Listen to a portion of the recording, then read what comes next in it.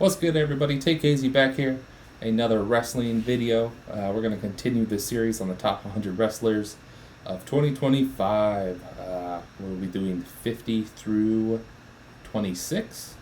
Unless I get through these fast enough, then maybe we'll try to just get all the way up to 11. I'm going to shoot to get to 11. So, now, starting off our top 50, we have number 50 is Starlight Kid. She held the white belt in Stardom this year. My favorite match of hers was against Rena. I think that was in March. We recently had a tag team match with Azumi taking on Syuri and someone else. Oh, and she wrestled Azumi at All-Star Queendom as well. Like all the Joshis, I haven't watched a whole lot of them, which is why they don't fare as well as I think they should. Coming in at 49 is El Desperado, mainly off the back of his produce shows, Crazy Fest, and then the death match against Jun Kasai to end the trilogy there. He also had some junior heavyweight title matches that were fun. I don't think anything was quite remarkable. 48 is the aforementioned Azumi. Again, covering those matches, she worked with Starlight Kid. She beat Mercedes Mone for the New Japan Strong Belt. I don't think I actually watched that match. I know the match with her and I believe it was Mina Shirakawa from the U.S. New Japan show before that wasn't very good. But Azumi is very talented. Another one of these wrestlers that would be higher if I watched as much Stardom as I watched some of these other companies. Which rolls right into number 47 was Oni El Bendito. Bandito had a pretty rough stint, I would say, in dragongate. He found his footing there towards the end, but he was one of the members of my favorite dragongate match of the year. I think he has a good look. He just kind of wrestles like he has two left feet. But other than that, when he's on, he's really good. It's just very inconsistent, but you get that from young guys. Coming in at 46 is the opposite of a young guy, oldest guy on my list, Masaaki Mochizuki, the ageless wonder, the future Hall of Famer here. Mochizuki still just kicking ass at the age of 55. Not really sure how he does it.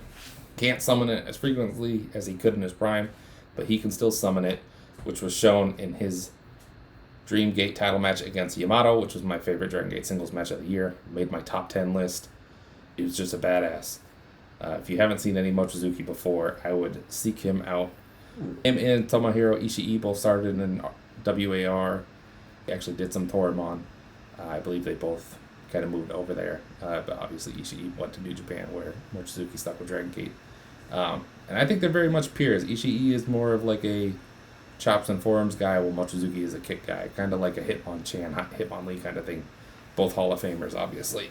Coming in at 45 is Swerve Strickland. Weird year overall, I think, from Swerve, but he started the year off very hot with the Ricochet feud, which was my favorite work he did all year. And then he was in my favorite match in All In with the tag match against the Bucks. What else did Swerve do this year? The Moxley match was kind of blah. I don't love that he's kind of moving into a tag team direction, but it is what it is.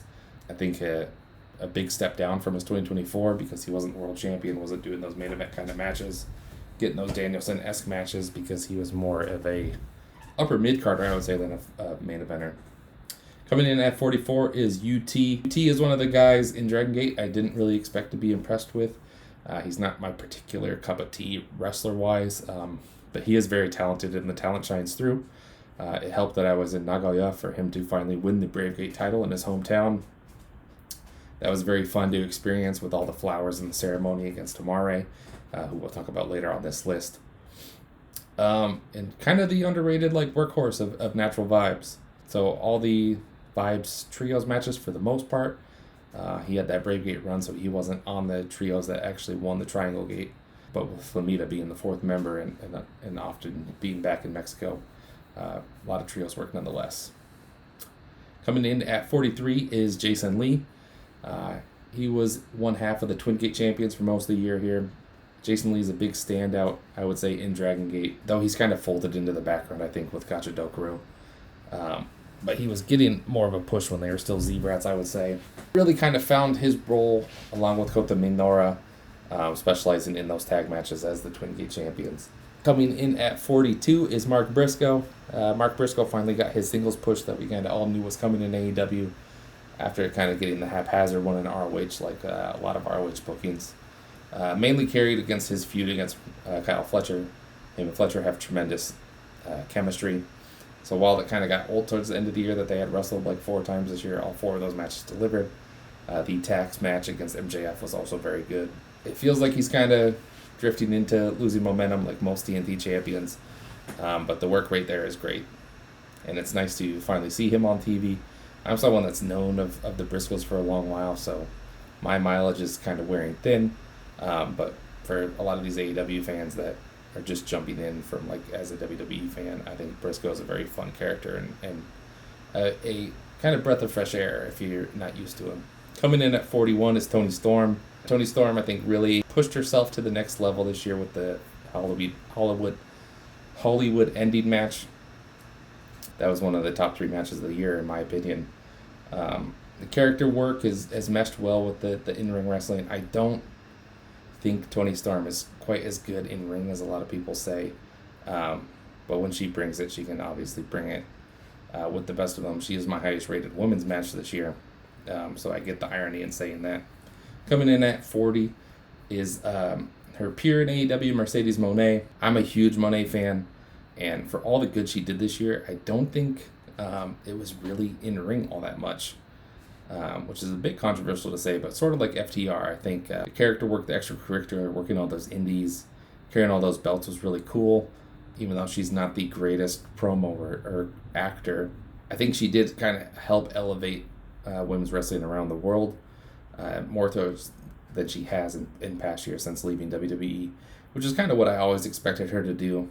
The other side of that coin, or the other side of that double-sided blade, is always working with the best women. You're not getting time to necessarily build chemistry with a lot of these girls because you're working everyone. So while she had great highlights, getting one of the best matches of Mina Shirakawa of her career, getting Red Velvet's best match of her career, I think a lot of stuff kind of underdelivered.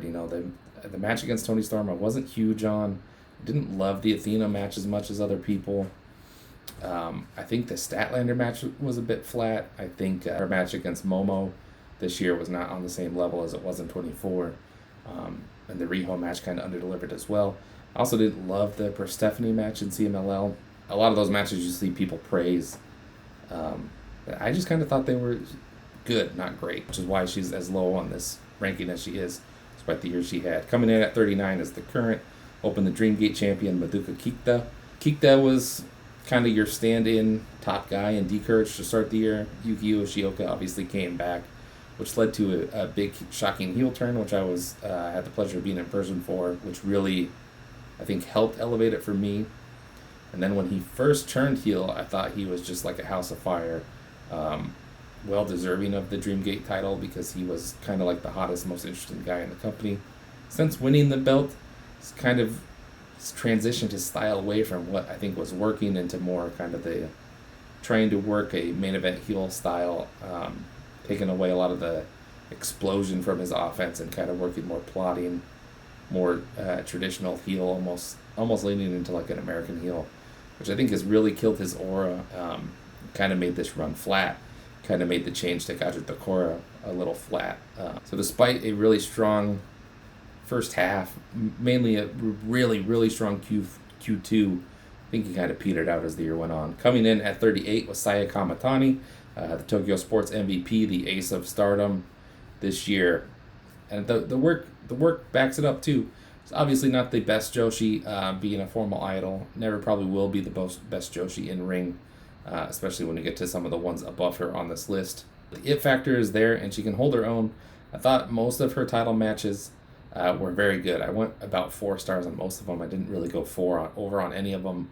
Not knowing the Stardom lore and all that, I wasn't as high on the top 10 matches as other people. Some people have that as like their match of the year.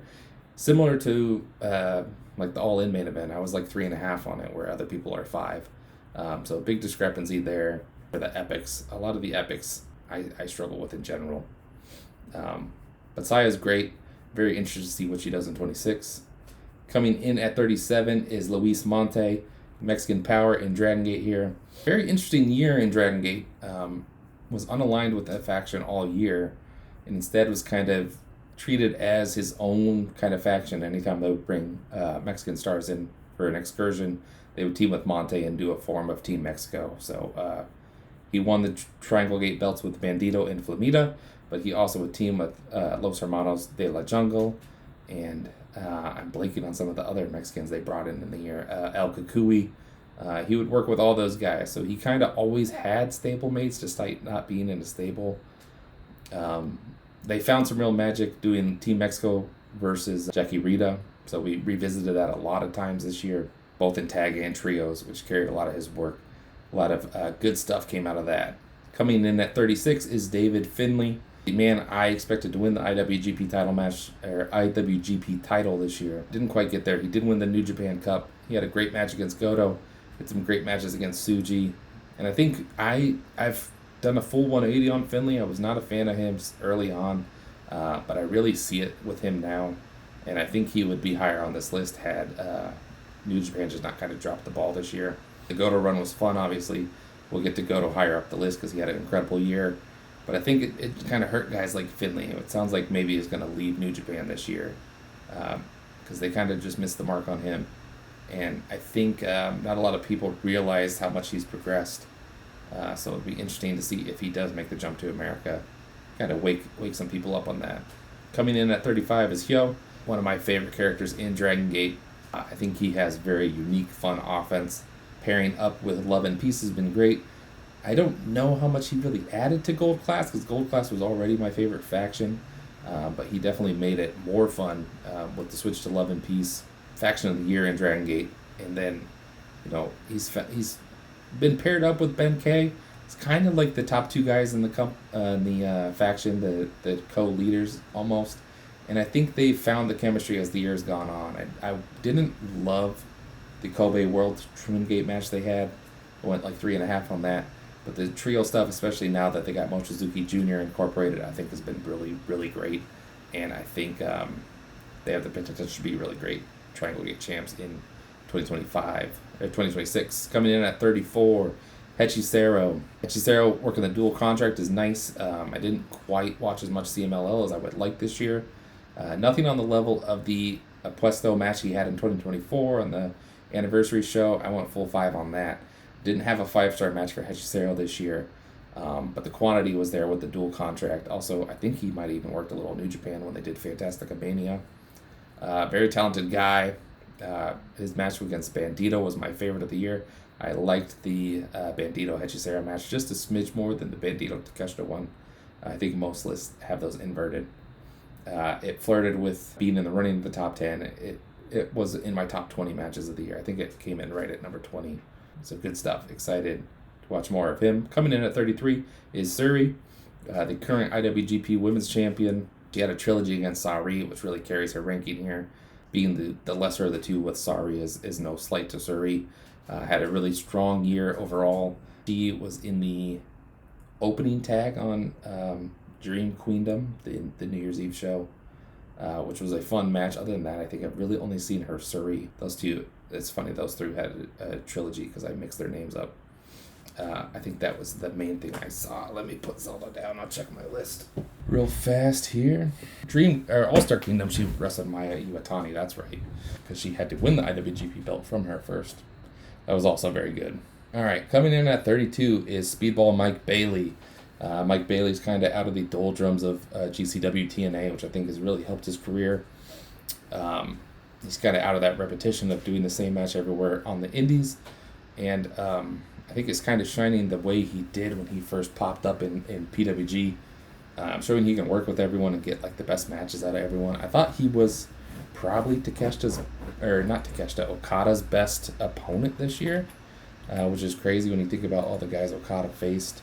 He had that great match in the C2 against Kyle Fletcher as well, and then obviously the Jet Speed tag team is a lot of fun, which has been a great way to develop Kevin Knight.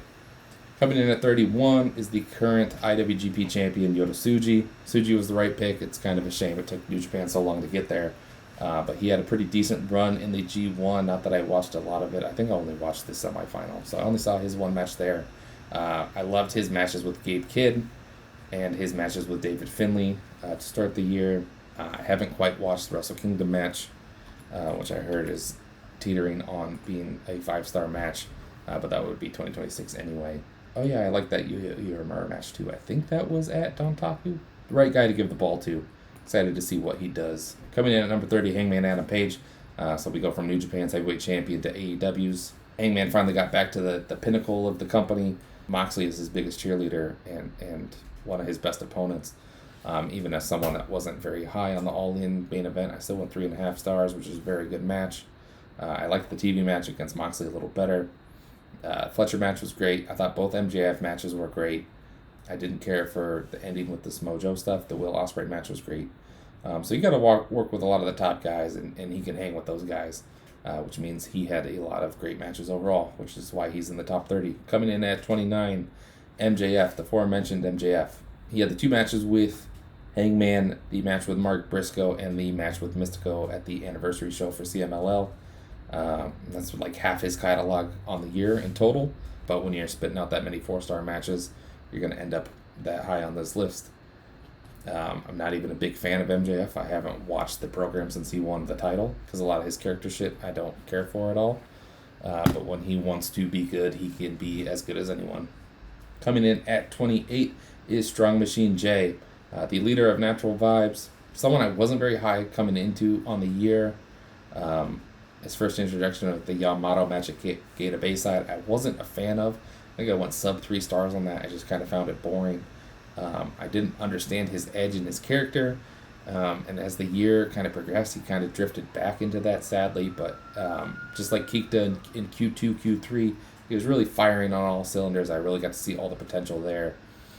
His match with Kikuta at Kobe World, I forgot to mention that, for Kikuta, was very fun, a no DQ match, which is atypical for dragongate. He had the triangle gate run with Flamita and KZ, which was great. So he got to work with the 2 guys that I think are better than him in his faction, which produced a lot of high-quality stuff as well. Coming in at 27, Kota Minoura. He ranks here a little higher than Jason Lee, even though predominantly they were in the same matches. The reason Minoura is higher is because he is one of the Reiwa 6, so they stick him in as many kind of big slots as they can, where Jason Lee isn't afforded that, although Jason Lee did get a Dreamgate match this year. I just wasn't a huge fan of that match. So Minoura came over on the U.S. tour, so he got to work that Dreamgate USA main event. I think both of them actually were both Z-Brat main events. Early stages, he was kind of the number 2 in Z-Brats with Shun. He's not so much the number 2 in Gajadokura. I think Ishin has kind of taken that reign from him, and Yoshiki Kato as well. So he's kind of downcycled out the card. But him and Jason Lee are still great. I expect them to get a Twin Gate match against Jackie Rita sometime here in 2026. The tag wrestling was just great. He got to be in the Dead or Alive cage match, working Jackie Rita, working D-Courage. Like I said, the USA show. What is this match? Oh, that was that 4-way trios match I really liked. I went 4 stars on that as well. Yeah, so Kota Minoura's got 4 stars on the year. So very strong year overall. Coming in at 26, another AEW World Champion, Jon Moxley. I was not a fan of the Death Riders, but Jon Moxley is such a good wrestler that despite not really liking really any of his matches this year, he's still coming in at 26 because even the matches I didn't like, it was hard to say aren't very good. He had the All-In main event. He had the O'Reilly matches. He had the C2 run, especially the Fletcher match. He had the Lights Out Cage match. He had Anarchy in the Arena. So even though I thought the Cope match sucked, I thought the Swerve match sucked, I thought overall as a world champion he sucked. Made me lose a lot of interest in the brand. When you kind of just look at the matches numerically, Jon Moxley is just still a very high level. Which is why he won the C2 and why he is number 26 on the list. Alright, so we're about at 20 minutes. Yeah, I'm just going to call it here. We'll do 25 through 11 in the next video. Thanks, guys. Have a good one. Bye.